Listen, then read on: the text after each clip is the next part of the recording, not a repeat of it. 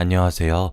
저는 결혼한 지 1년이 조금 넘자마자 이혼을 한 30대 중반의 여성입니다. 인생은 한치 앞을 알 수 없단 말이 있잖아요. 여기 계신 분들보단 어리지만 그래도 나름 겪어볼 일은 다 겪어보면서 살았다고 자부했고 지혜롭게 살아왔다고 생각했어요. 하지만 저와 전혀 상관이 없을 거라고 믿었던 일이 제게 일어나게 되더라고요. 가까운 예로는 저도 2년 만에 이혼 절차를 밟을 줄 몰랐던 것처럼 말이에요. 제 이야기라기엔 전 남편에 대해 아셔야 하기 때문에 그 이야기부터 시작하겠습니다. 편의상 남편이라고 칭하도록 할게요. 남편과 저는 지하철에서 만났어요. 다른 분들처럼 첫눈에 반했다거나 이런 만남이 아니었어요. 하루는 출근을 하던 아침이었습니다. 아시는 분들은 아실 거예요. 그때 저는 서울에 거주하고 있었는데 알다시피 서울은 교통이 매우 혼잡해요. 지하철도 다른 지역에 두세 개의 노선이 있지만 서울은 종류도 갖가지고 운행 방법도 갖가지거든요. 그렇게 지하철을 기다리고 있었습니다. 제 뒤에도 줄이 늘어섰고 바로 뒤에 남자가 한 분 서 있었어요. 그리고 그 사람이 제 남편이었습니다. 처음 제 뒤에 섰을 때 제가 좀 눈여겨보고 있었어요. 이세로 작게 신음소리 같은 그런 소리가 나서 당황하고 있었거든요. 이상한 소리가 아니라 고통스러운 느낌의 신음소리였어요.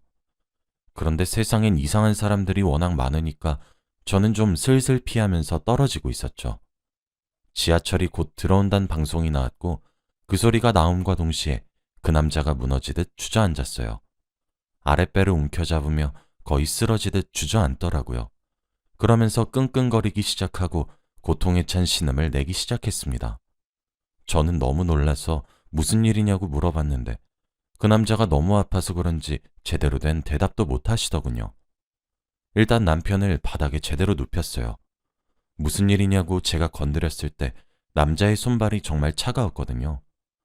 학교에서 배운 대로 옆에 서 있었던 여성분을 특정 잡아 119에 신고를 하고 손발을 막 주물러 주었습니다. 10분도 채 지나지 않아 구급대원들이 도착했고 남자를 들것에 실어 나갔습니다. 진짜 제 바로 뒤에서 쓰러진 경우를 처음 봐서 심장이 쿵쿵 뛰더라고요. 10분 동안 어찌나 제가 그 남자를 열심히 주무른 것인지 곱게 한 화장도 다 무너졌더라고요. 구급대원이 보호자가 필요하다고 따라오실 수 있느냐고 물었고 그렇게 전 보호자 자격으로 함께 구급차에 몸을 실었습니다. 제가 다니고 있던 회사에는 아침마다 회의가 있는 곳이라서 아침 시간이 매우 중요했는데 마침 그날은 아주 드물게도 아침 회의가 없는 날이라서 아침에 출근을 조금 늦게 할 수 있었죠. 병원에 가는 동안에도 고통을 호소하길래 초면이었지만 병원에 다와가니 조금만 참으라고 그 사람을 달랬어요. 팀장님께 연락을 드려서 자초지종을 설명하고 조금 늦겠다고 말도 했죠. 병원에 도착해 검사를 해보더니 급성 맹장염이라고 하시더라고요. 응급수술을 해야 하는 상황이었습니다. 일단 응급수술 사인은 본인에게 의사가 받았고 저는 그때 바로 입원 수속을 도왔습니다. 일면식도 모르는 사람이었지만 저는 그렇게 끝까지 돕고자 했습니다. 남자는 고통 때문에 정신이 희미했던 것 같아요. 어찌되었든 바로 응급수술에 들어갔고 저도 출근을 더 미룰 수가 없어서 간호사분께서 연락처를 남겨달라고 하시기에 제 연락처만 남기고 출근했습니다. 그리고 그날 밤 모르는 번호로 전화가 한 통 왔어요. 발신인은 그 남자였죠. 아침 출근길에 도와주셔서 감사하다고, 덕분에 살았다고, 그래서 보답을 하고 싶다고 얘기를 하시더라고요. 그러면서 제게 계좌번호를 요구했죠. 살해하고 싶다고 하면서요. 그런데 제가 딱히 큰일을 했다는 생각도 들지 않았고 제가 아니더라도 누군가는 도왔을 것 같았어요. 세상이 아무리 험하다곤 하지만 아직 따뜻한 세상이기도 하잖아요. 한사코 괜찮으니까 다행이라고 살해는 필요 없다고 거절을 했더니 그럼 밥 한 끼라도 대접할 수 있게 해달라고 애걸복걸하듯 애원하더라고요. 염치 없는 사람으로 만들지 말아달라고 하면서요. 그래서 퇴원하고 몸조리 다 하시고 난 뒤 편한 시간에 연락을 달라고 밥 한 끼는 얻어먹겠다 하며 전화를 끊었습니다. 2주 정도가 흐르니 남자로부터 연락이 왔고 식사 대접을 받게 되었어요. 그러면서 알게 되었죠. 남자가 저보다 3살이 많은 사람이고 그때는 하도 식은 땀을 뻘뻘 흘리고 창백해서 몰랐는데 꽤 훈남 스타일의 소유자란 사실을 말이에요. 우린 그렇게 연인 사이로 발전했습니다.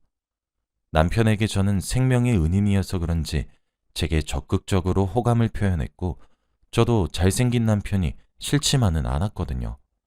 그렇게 우린 연애를 시작하게 되었고 2년이란 시간 동안 정말 알콩달콩 지냈습니다.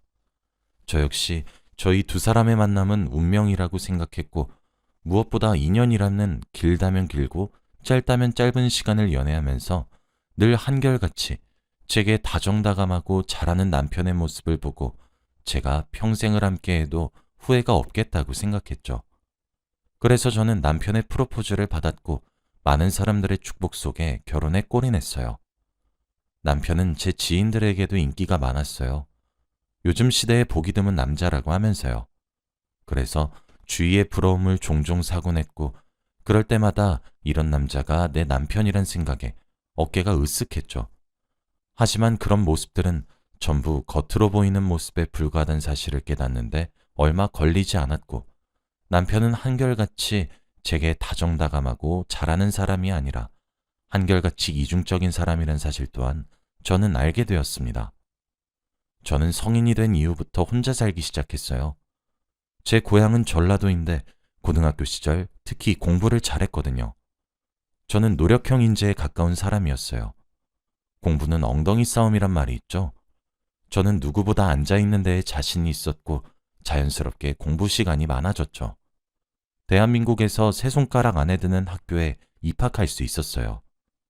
그래서 저는 20살과 동시에 독립을 해야만 했습니다.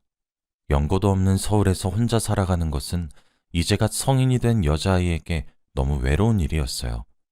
학교에서 친해진 동기가 있었지만 아직 부모의 품을 벗어날 준비가 되어 있지 않았던 저는 고향이 그리웠어요.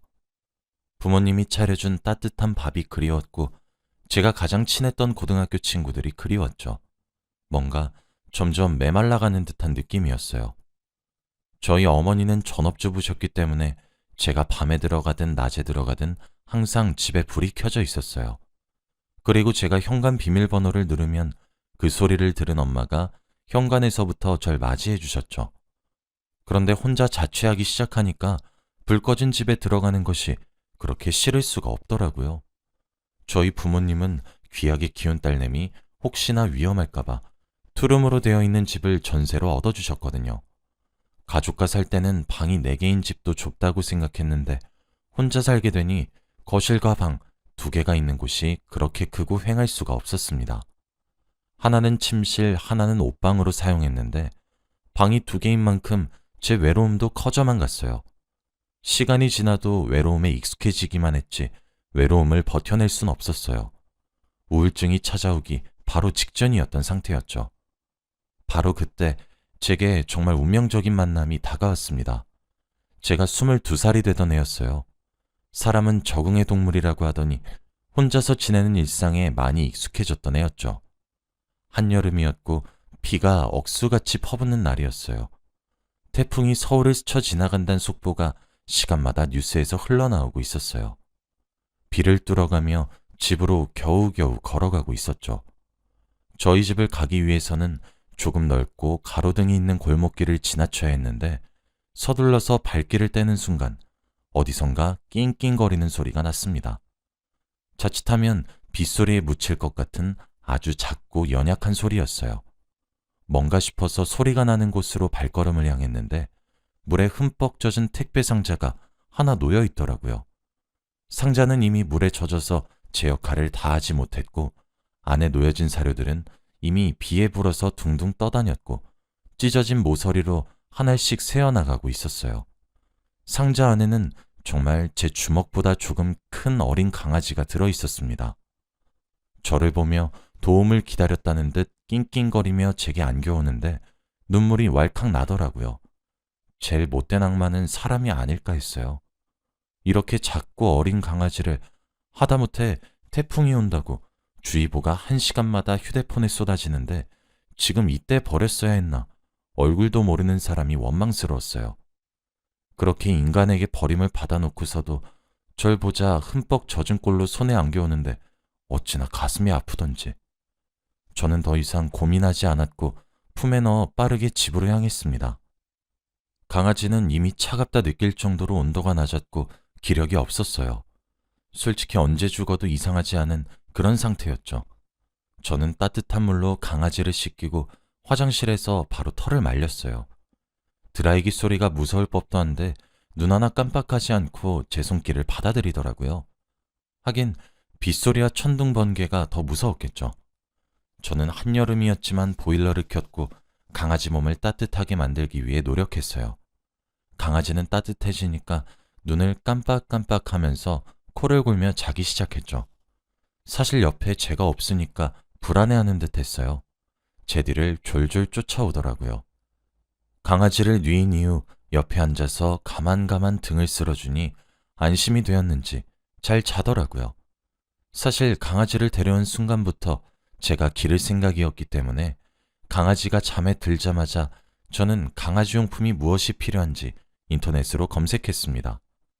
그리고 강아지가 자는 틈에 얼른 나가 화장실부터 사료에 간식과 장난감까지 물품을 구비해 왔어요.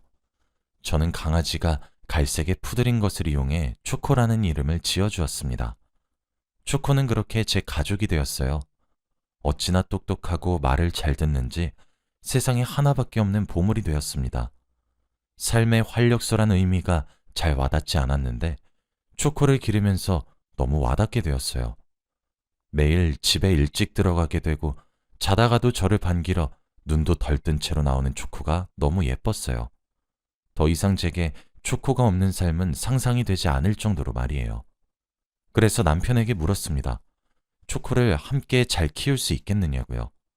저처럼 남편이 온정성을 들여야 한다는 뜻이 아니었고 최소한 초코와 공생해야 한다는 의미였죠. 남편은 당연한 것 아니겠냐고 엄청 좋아했고 그런 남편에게 저는 더더욱 고마움을 느꼈습니다.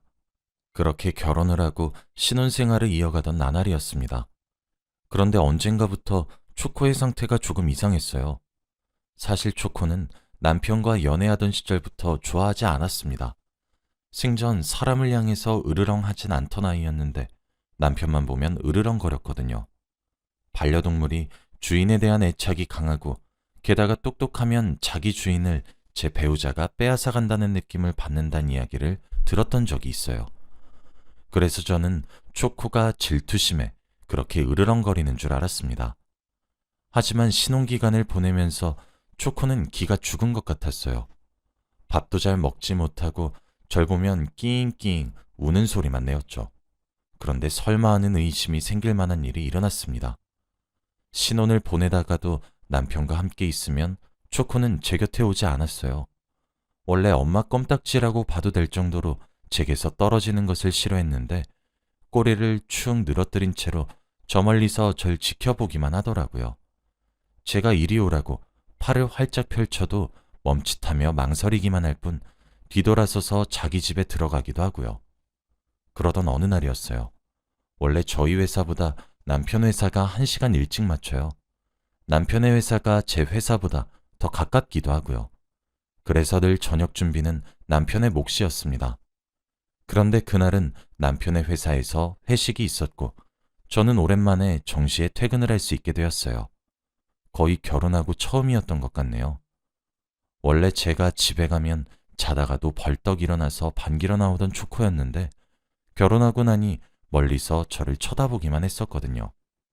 그런데 그날은 퇴근을 해서 집에 가니 옛날처럼 제게 뛰어와서 안기면서 어리광을 부렸죠. 낑낑거리면서 뭐라고 말을 하는 듯했고 그게 너무 귀여웠어요. 지금 생각해보면 도와달라는 구조신호였는데 말이에요. 저와 초코는 오랜만에 둘이서 살던 시절처럼 쉬었어요. 저는 소파에 앉았고 제 무릎 위에 초코가 몸을 말며 누워 있었죠. 그리고 밤 10시가 되었고 남편이 집에 도착했습니다. 그런데 초코가 제게 안기면서 갑자기 오줌을 지리더라고요. 제 옷에요. 원래 강아지나 고양이는 너무 커다란 공포에 휩싸이면 실례를 하는 경우가 종종 있습니다. 솔직히 말로만 들었지 실제로 보는 것은 저도 처음이었어요.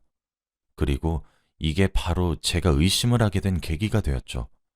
또 무엇보다 초코가 눈물을 흘렸거든요. 저와 있으면 편안하게 잘 있으면서 남편만 보면 몸을 굳히고 눈물을 흘리고 오줌을 지려버리니 설마 싶었어요. 진짜 설마 했어요. 남편은 그걸 보고 동물병원에 데려가겠다고 너무 큰 걱정 말라고 절 위로했는데 쎄한 느낌이 드는 걸 차마 무시할 수가 없더라고요. 저는 바로 다음날 퇴근길에 녹음기를 하나 구매했어요. 그리고 그 다음날 출근할 적에 소파 사이에 녹음기를 켜서 몰래 숨겨놓고 출근했죠. 그리고 그 안에는 정말 믿기 힘든 진실들이 녹음되어 있더군요. 퇴근을 하자마자 녹음기를 회수했어요. 그날도 남편은 어김없이 제 퇴근을 맞이해 주었고 맛있는 저녁을 차려서 저를 환영했죠. 그리고 초코는 멀리서 저를 지켜봤어요. 그리고 저는 씻겠다고 얘기를 한 후 녹음기를 들고 화장실에 갔어요. 이어폰을 끼고 녹음된 파일을 들었습니다. 녹음기에 저장된 파일은 남편의 성난 음성과 함께 커다란 타격음들로 이루어져 있었고 초코의 비명소리 또한 함께 녹음이 되어 있었습니다. 남편은 초코에게 화풀이를 빙자한 학대를 하고 있었거든요. 그때가 결혼한 지 아마 7개월 정도가 되었던 순간이었습니다. 초코가 으르렁거리고 깨갱거리는 소리와 정말 퍽 하는 타격음들이 담겨 있었고 철장에 초코를 넣고 가둔 뒤 흔들기도 하고 발로 차기도 하는 쇠와 쇠가 부딪히는 소리들도 있었어요. 10분도 채 듣지 않았는데도 불구하고 더는 들을 수가 없더군요. 남편은 초코에게 그런 말도 했어요. 내가 마누라 비위 맞추는 것도 거지 같아 죽겠는데 한낱 개 비위도 맞춰야 돼? 시끄럽다고 했잖아. 좀 닥쳐. 꼭 지주인 닮아가지고 더럽게 떽떽거리네. 개 같은 년. 저는 저녁 먹은 것들을 바로 개워내야만 했습니다. 제가 그렇게 개워내는 소리를 듣고 남편은 놀라서 잠긴 화장실 문을 두들기며 여보, 무슨 일이야? 괜찮아? 라고 하는데 진짜 어찌나 가증스럽고 역겹던지 저는 일단 괜찮다고 말을 했고 최대한 진정하려고 노력했습니다. 그리고 이혼을 결심했어요. 제 자식 같은 초코를 괴롭혀서만은 아니었습니다. 말 못하는 짐승이라 초코를 저렇게 괴롭히는 것도 물론 커다란 충격이었지만 저 딴 이중인격자 사이코패스 같은 놈한테 제 아이를 맡길 수도 없었고 더는 그 가식적이고 거짓된 모습에 속고 싶지 않았거든요. 저는 화장실에서 물소리를 켜놓고 최대한 빠르게 강아지 호텔을 알아봤습니다. 호텔을 찾는 내내 초코가 그동안 혼자 견뎌왔던 고통의 시간만 생각하면 눈물이 핑 돌았고 너무너무 미안했어요. 그동안 제게 와서 낑낑거리고 멍멍하면서 표현했던 게 사실은 다 구조의 시그널이었단 사실에 제 억장이 무너져 내리는 것만 같았습니다. 다음날 회사에 연차를 썼고 초코를 강아지 호텔에 맡기기로 했습니다. 일단 남편으로부터의 분리가 최우선이라 생각했어요. 저는 초코를 호텔에 맡긴 후 변호사를 찾았습니다. 변호사님도 제가 녹음 파일을 들려주니 눈살을 찌푸리더군요. 그렇게 저는 아주 조용히 이혼을 준비했습니다. 퇴근하고 집에 오자마자 초코부터 찾는 남편 놈을 보니 기가 막히더군요. 제 자식과도 같은 아이에게 폭력을 휘두르는 것조차 그걸 못 알아차린 제가 얼마나 스스로 미웠는데 그런데 제 앞에서는 초코를 저보다 끔찍히 여기니 도저히 알 도리가 없긴 했죠. 다행히 이혼 소송에서 강아지를 학대한 정황이 이혼 사유로 받아들여지게 되었습니다. 저는 남편에게 어떠한 언질도 주지 않았기 때문에 남편에겐 갑작스러운 일이었죠. 저는 이혼 준비를 함과 동시에 집도 나가버렸습니다. 저딴 이중인격자와 더는 살을 맞대고 살 자신이 없었거든요. 그렇게 저는 결혼을 한 지 1년도 되지 않아 이혼을 결심했고 해가 바뀌고 난 뒤에 바로 이혼에 성공했죠.